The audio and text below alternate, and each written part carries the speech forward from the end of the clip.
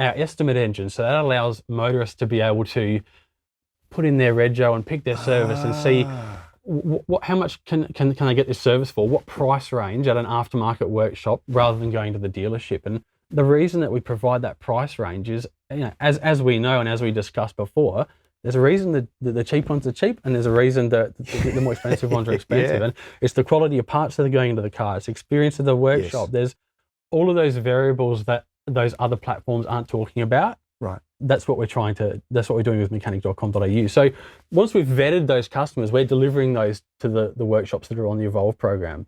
So we're trying to educate customers and get high quality customers into those quality aftermarket workshops.